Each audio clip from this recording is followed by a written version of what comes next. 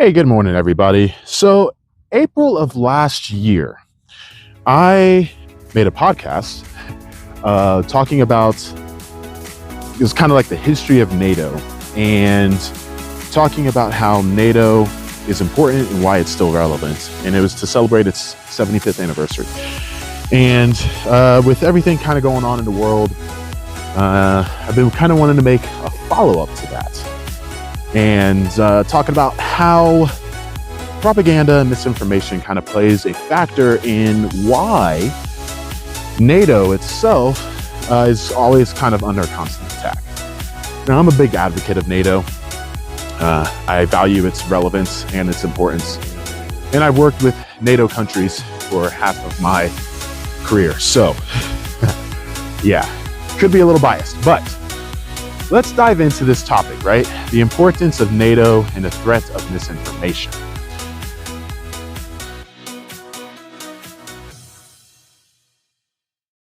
So, NATO, if you're not aware, is one of the most significant military alliances in history. It has helped maintain peace and security in Europe and beyond for over 75 years.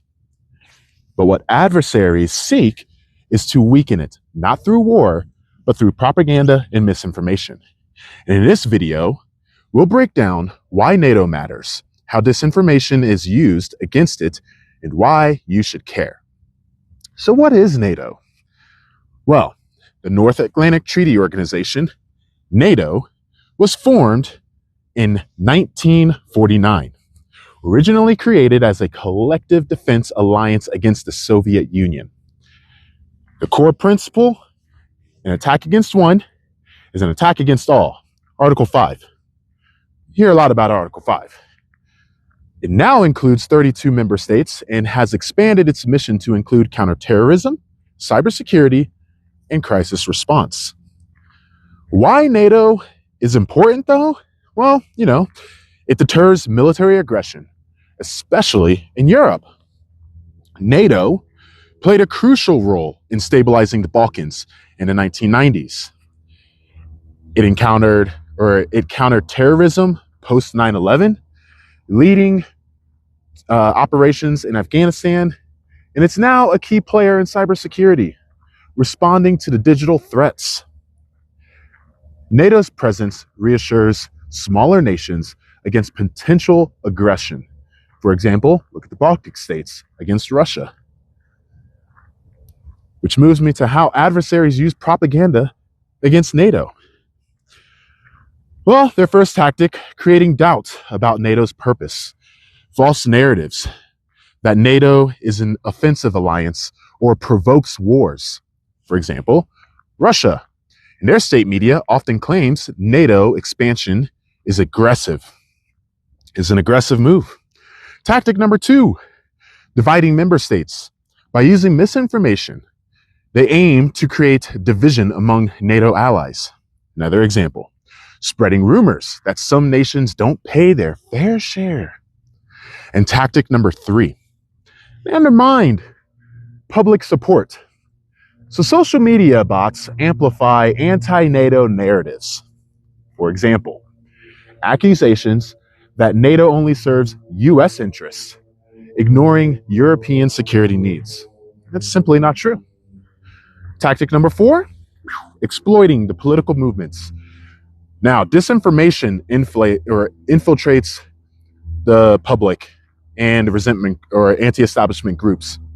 An example, far left, far right groups unknowingly spreading anti-NATO narratives created by foreign adversaries.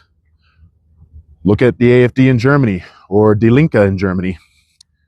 So, why the misinformation about NATO is dangerous? Well, it weakens trust in the alliance, making a collective defense less effective. And it can influence elections, affecting how governments support NATO. It emboldens adversaries like Russia and China, making military aggression more likely. And it shifts the focus away from real global threats, like cyber attacks and terrorist attacks. So, how to identify and combat this misinformation against NATO? Well, you got to check your sources and be wary of the media and government ties to adversarial states. Verifying facts, cross-checking information with multiple reputable outlets. Follow official NATO channels for updates, and educating others by sharing credible sources and expose the misinformation. So, in conclusion, NATO is essential for global security, but its biggest challenge isn't just military threats, it's the war on information. So stay informed, think critically, and help counteract the disinformation. If you enjoyed this, then please like, subscribe, and share it with your friends. I'm going to provide some sources later on. And with that, I hope you have a good day. Bye.